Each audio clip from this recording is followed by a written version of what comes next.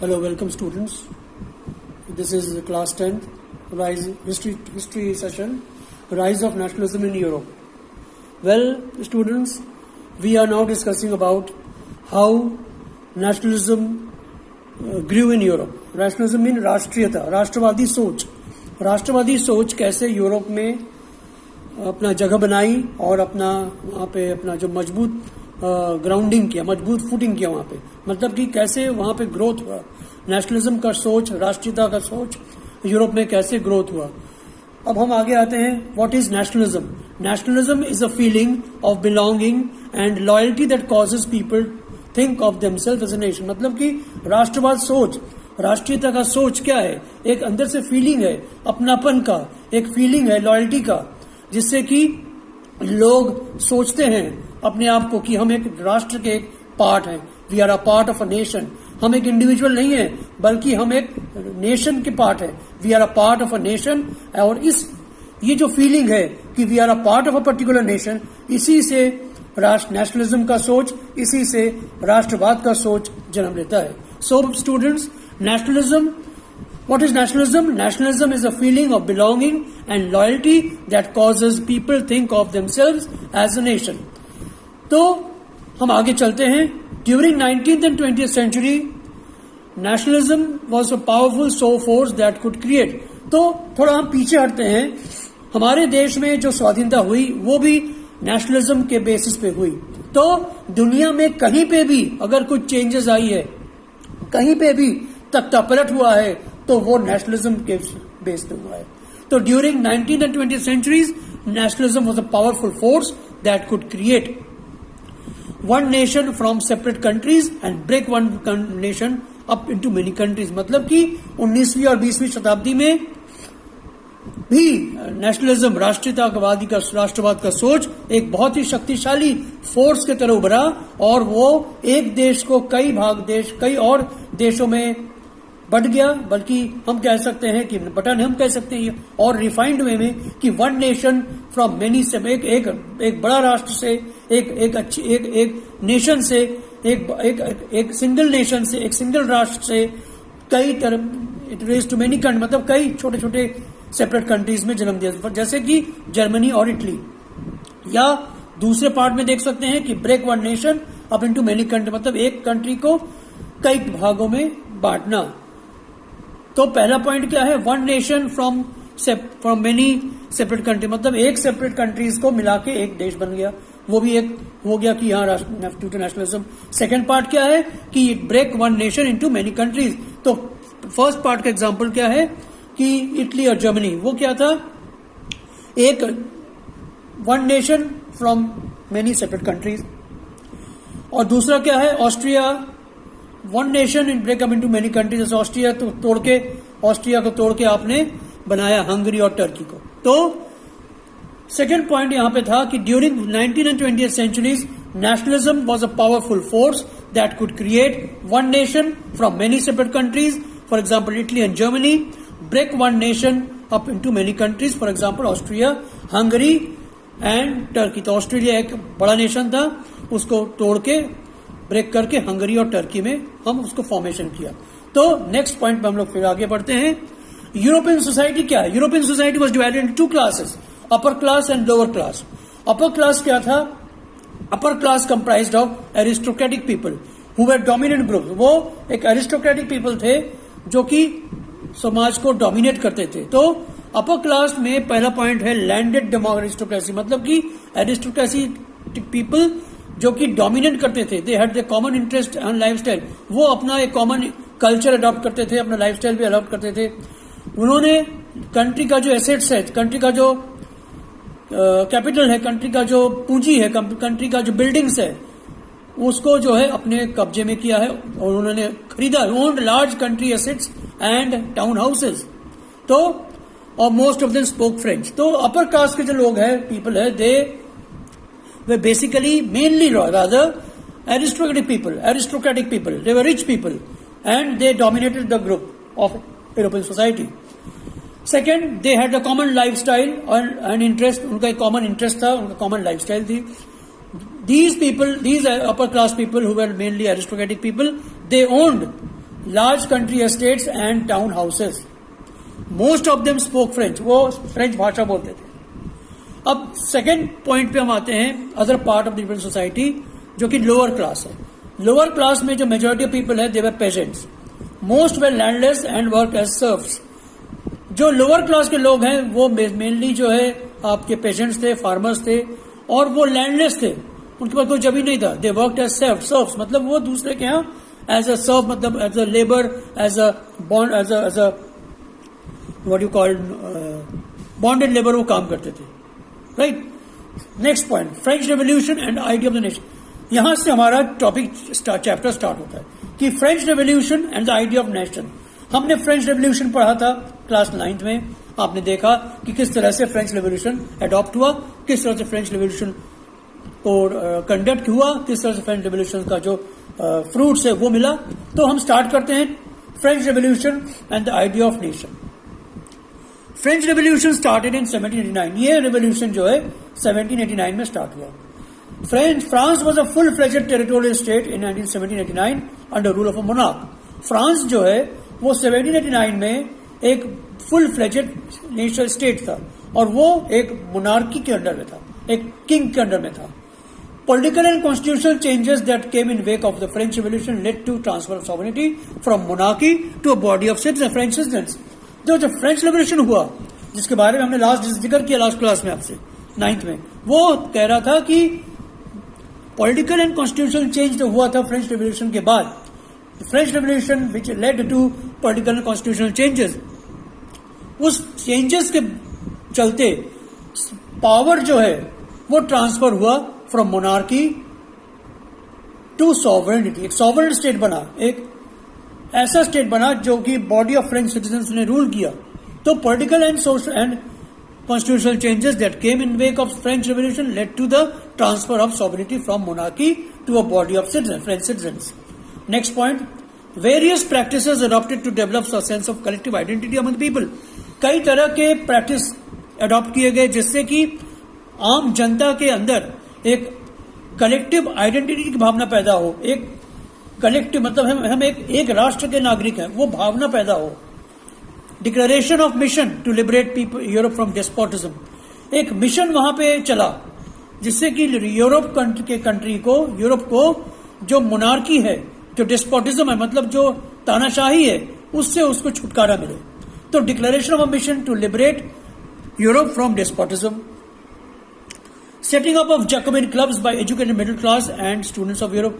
ये जो Jacobian clubs है, ये जैकोबिन क्लब बहुत लंबा चला, और इस जैकोबिन क्लब्स के चलते जो यूरोप है it gained freedom, it gained independence.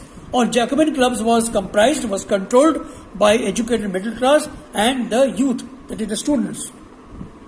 It also powered revolution all over Europe. French revolution से क्या हुआ कि फ्रेंच रेवोल्यूशन से यूरोप में भी चारों तरफ एक क्रांति की स्थापित हुई. Idea of nationalism. Next point हमारी आइडिया ऑफ नेशनलिज्म है. इस आइडिया के चलते idea of la patrie and idea of le citoyen का जन्म हुआ. ला पैट्री मीन्स फादरलैंड और ले सिटुएन मीन्स सिटीजन्स. तो पैट्री कहा गया, अगर वन वर्ड में पूछा गया व्हाट इज ला पैट्री, आप कहेंगे फादरलैंड. व्हाट इज ले सिटुएन, आप कहेंगे सिटीजन. तो ये दो टर्म है, इस पे ज्यादा फोकस किया गया इस आइडिया ऑफ नेशनलिज्म में. Adoption of a new constitution with citizens enjoying equal rights. इस समय क्या हुआ, इस समय जब एक नया कॉन्स्टिट्यूशन बना और उस कॉन्स्टिट्यूशन बनते हुए एक सिटीजन्स के लिए एक बराबर की इक्वल राइट्स डेवलप किया गया. तो adoption of a new constitution with citizens enjoying equal rights. Adopted a tricolour as a new French flag replacing royal standards. इससे सोच ये निकलती है कि एक यूनिफॉर्म वे ऑफ थिंकिंग आया, एक समानता की भावना आई, एक वननेस आया कि हम एक हैं, हमारा मकसद एक है, हमारा राष्ट्र एक है और हम एक हैं. तो इसमें आप देखेंगे कि idea of fatherland, idea of citizen को एम्फसाइज किया गया, नागरिकता की भावना एम्फसाइज की गई. नागरिक हैं हम. हमारे पास एक अडॉप्शन ऑफ न्यू कॉन्स्टिट्यूशन आया जिससे कि सिटीजन्स को बराबर की राइट्स मिले. एक ट्राई कलर आया और वो ट्राई कलर जो है फ्रेंच फ्लैग का ट्राई कलर था, जो कि राजघराने की जो फ्लैग है उसको रिप्लेस किया गया. New hymns when composed oaths were taken and martyrs remembered in the name of nation. नए नए पोएट्री बने, नए नए गाने बने, नए नए ओथ लिए गए और जो मार्टर्स थे, जो फ्रीडम फाइटर्स, उनको नाम को याद किया गया। Uniform system of weights and measures adopted, एक वेट्स एंड मेजर्स का सिस्टम अडॉप्ट किया गया। Centralised administrative mechanism was formalised, एक सेंट्रलाइज्ड मैकेनिज्म एडमिनिस्ट्रेशन के लिए वो तैयार किया गया। उसके बाद French became the national language, जो फ्रेंच है वो नेशनल लैंग्वेज बना। और जो रिलीजन डायलेक्ट्स, जो कि मतलब आम जो रिलीजन, जो डिफरेंट रीजन्स के जो भाषा है उसको जो है डिस्करेज किया गया। नहीं, एक राष्ट्रीय भाषा रहेगा, वो है French. Imaginary female allegories were used to show one united nation such as Marianne और जर्मेनिया। मैरियाना और जर्मेनिया दो महिलाएं हैं, एलर्जीज हैं, जो महिलाएं के वो है सिंबल्स हैं, उनको यूज किया गया शो करने के लिए कि ये यूनिफाइड नेशन का सिंबल। अब हम आगे चलते हुए आते हैं नेपोलियन पे। नेपोलियन बोनापार्ट जो थे, he was a dictator, he was a monarchy. तो धीरे धीरे हम फिर आते हैं मोनार्की पे। कैसे हम आते हैं, आइए देखें। नेपोलियनिक कोड, इसे कहा गया है कोविल कोड ऑफ 1804। कोविड नहीं, कोविल कोड, ठीक। तो ये कोड क्या कहता है? ये कोड कहता है, क्वेश्चन आपसे पूछा जाएगा describe the Napoleonic code of 1804, तो आप ये पॉइंट्स आप लिख देंगे। पहला पॉइंट है कि privileges based on birth abolished and equality before law was established. मतलब जन्म से भी अगर आप कहेंगे कि हमारे पास ये प्रिविलेज होना चाहिए, वो एबॉलिश किया गया और कानून के पास सब बराबर है। तो privileges based on birth was abolished and equality before law was established. Right to property was established and feudal system was abolished. Property, right to property जो है हक, वो एस्टैब्लिश किया गया और फ्यूडलिटी जो कि लैंडलॉर्ड सिस्टम है उसको जो है अबॉलिश किया गया। एडमिनिस्ट्रेटिव डिविजन्स को सिंप्लीफाई किया गया और उसको आसान बनाया गया। Peasants got freedom from serfdom and manual dues.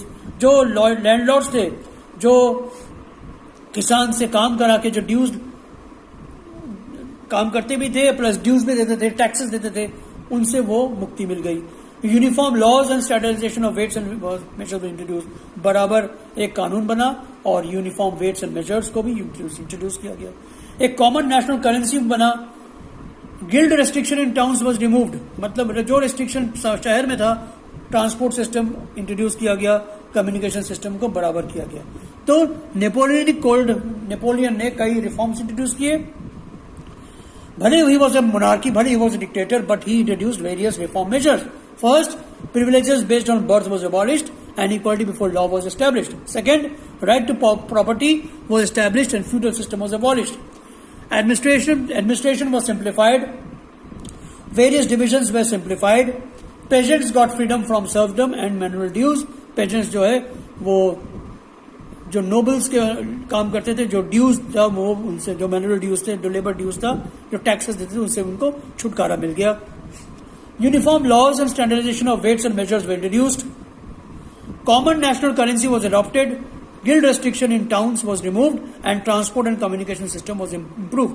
Guild restriction मतलब कि शहर में जाके हम कुछ काम करें, शहर में जाके हम कुछ बिजनेस करें, शहर में जाके हम कुछ व्यापार करें, वो जो रिस्ट्रिक्शन था समूह का, गिल्ड मीन्स एसोसिएशन, वो रेस्ट्रिक्शन जो है रिमूव हो गया और ट्रांसपोर्ट एंड संचार और कम्युनिकेशन सिस्टम को भी इंप्रूव कर दिया गया। अब हम आगे आए कि नेशनलिज्म इन यूरोप कैसे बना। The making of nationalism of Europe. Till mid 18th century there was no concept of nation state in Europe. Mid 18th century तक यूरोप में कोई ऐसा कंसेप्ट नहीं था जिसका नाम हम दे सकते हैं nation state, one nation state, single nation state. Society and politics were dominated aristocracy. Aristocratic circles ने सोसाइटी और पॉलिटिक्स को एकदम डोमिनेट किया था। To the west the land was found by tenants and owners, while the eastern and the central Europe was vast estates which were cultivated by serfs. पश्चिम दिशा में जो भूमि land था, वो लैंड जो है टेनेंट्स और स्मॉल ओनर्स, जो farm owners है, वो वहां पे खेती करते थे।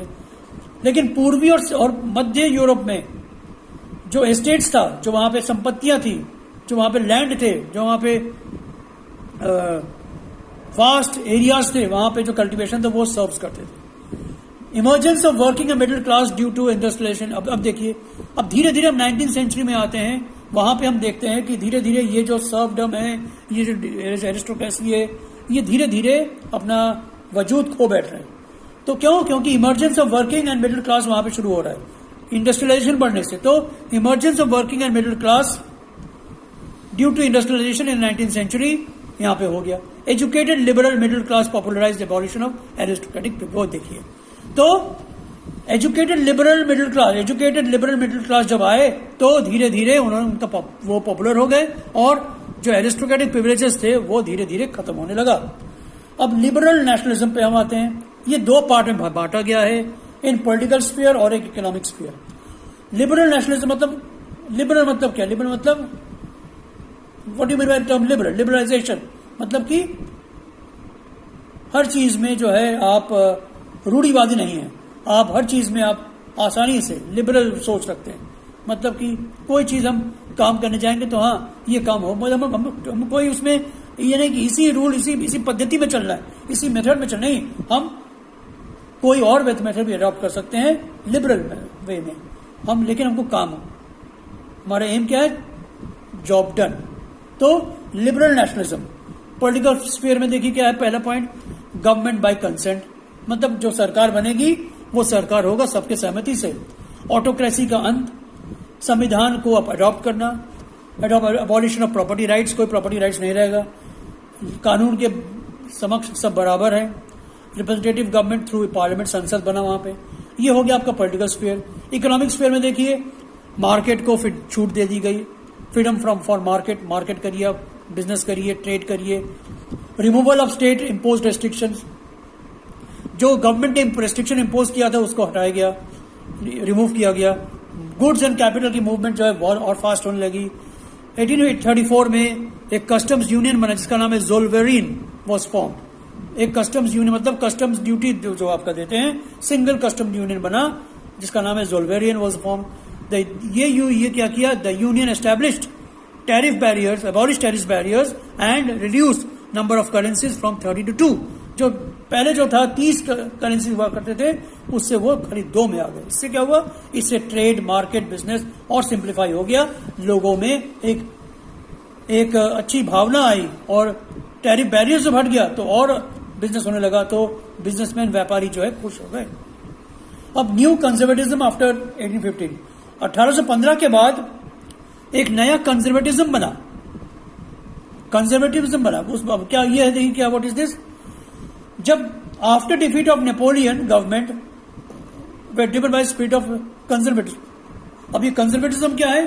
कंजर्वेटिज्म है कि जो नेपोलियन गवर्नमेंट थे वो गवर्नमेंट जो है रूढ़िवादी थी, वो गवर्नमेंट जो है ऑटोक्रेटिक था। तो कंजर्वेटिव सोच मीन्स कि सबको बराबर लेके चलना, कंजर्वेटिव अप्रोच। मतलब कि जो पुअर है उसका भी रोल होना चाहिए, जो अमीर है उसका भी रोल होना चाहिए। तो हम आगे देखते हैं और क्लियर हो जाएगी बात आपके लिए। New conservatism after 1815, after defeat of Napoleon European governments, after defeat of Napoleon मतलब नेपोलियन की हार के बाद, पराजय के बाद, European governments were driven by spirit of conservatism. जितने यूरोपियन गवर्नमेंट्स थे वो दे वर कंट्रोल्ड बाय एक कंजर्वेटिज्म का स्पिरिट था। आगे देखिए, Britain, Russia, Prussia and Austria due the treaty of Vienna in 1815। 1815 में ट्रीटी ऑफ वियना बना। अब आगे जस्ट अभी थोड़ी देर सेकंड बाद हम ट्रीटी के बारे में बात करेंगे। तो Russia, Britain, Prussia and Austria, इन चारों ने मिलकर ट्रीटी ऑफ वियना बनाया 1815 में। Main motive was to undo the changes initiated by Napoleon and to restore monarchy. Main motive क्या था? मेन मोटिव ये था कि मोनार्की को लाना। अब देखिए, कंजर्वेटिज्म सोच है, लेकिन वो सोच कहीं हद तक डिक्टेटरशिप को उखाड़ फेंकने के लिए। आगे देखिए और क्लियर होगा। Main motive of this treaty was to undo the changes initiated by Napoleon ने जो चेंज किया था, welfare of the class masses, वो तो उसको खत्म करना और मोनार्की को स्थापित करना। पहला पॉइंट। हम आते हैं provisions of the treaty of Vienna में, very important. Restoration of Bourbon dynasty, जो बोबोन डायनेस्टी था पहले, उसको रेस्टोर करना। Territories acquired by Napoleon were taken back, जो टेरिटरीज नेपोलियन ने अक्वायर किया था उसको वापस लेना। Prevented French expansion in future, French expansion future में नहीं होने दिया जाएगा। Australia to control northern Italy को कंट्रोल ऑस्ट्रेलिया के पास रहेगा। Prussia has given number of territories on it's western border including Saxony. Prussia को वेस्टर्न बॉर्डर में कई टेरिटरीज दिए गए जो कि सैक्सोनी भी थे उसमें शामिल। छठा point, no change in German confederation of 39 states. German का जो कॉन्फेडरेशन था 39 स्टेट्स का, उसमें कोई बदलाव नहीं किया गया। Russia to get Poland. तो ये जो प्रोविजंस है, 6-7 प्रोविजंस, इसमें यह देखा गया कि कंजर्वेटिविज्म सोच के साथ उन्होंने, जो ब्रिटेन, प्रूशिया, रशिया, ऑस्ट्रेलिया है, इन्होंने मोनार्की को रेस्टोर किया, but following the path of conservatism. अब आइए आगे, रिवोल्यूशनरीज। रिवोल्यूशनरीज में कहते हैं आगे कि establishment of secret societies to spread the ideas of nationalism and oppose conservative. अब देखिए, ये जो कंजर्वेटिज्म बना बाय दीज 4 स्टेट्स कंट्रीज, धीरे धीरे उसको भी हटाया गया। क्यों? रिवोल्यूशन आई, क्योंकि नेशनलिज्म का सोच आना था। हमारा चैप्टर ही कहता है rise of nationalism in Europe. तो ये कंजर्वेटिज्म कहां हद तक सक्सेसफुल हो सकता? कुछ समय तक था, क्योंकि नेपोलियन का हटना था। तो रिवोल्यूशनरीज के बारे में बात करते हैं। The establishment of secret societies spread the ideas of nationalism and oppose conservatism. तो सीक्रेट सोसाइटीज बनी। वो सीक्रेट सोसाइटीज क्या था? वो सीक्रेट सोसाइटीज थे were form to spread the ideas of nationalism and oppose conservatism thought. Mazzini viewed nation states to be necessary and opposed monarchy. Mazzini, Giuseppe Mazzini, वो एक revolutionary थे। उन्होंने कहा कि we want nation states, we want the establishment of nation states, और वो एक necessary thing है। Why? Because it will go a long way to oppose monarchy. Inspired with other secret societies in Germany, France, Switzerland, Poland, Giuseppe Mazzini joined one such society in Carbonari. Germany, France और Switzerland और Poland में जो ये secret society successfully काम कर रहे थे, इसको इंस्पिरेशन लेके गियुसेप्पे मेज़नी ने एक ऐसे सोसाइटी ज्वाइन किया which was established at Carbonari. Later is established 2 more secret societies like young Italy and young Europe. तो ये यंग इटली और यंग यूरोप का जो फॉर्मेशन था, it was made by Giuseppe Mazzini. Giuseppe Mazzini established 2 more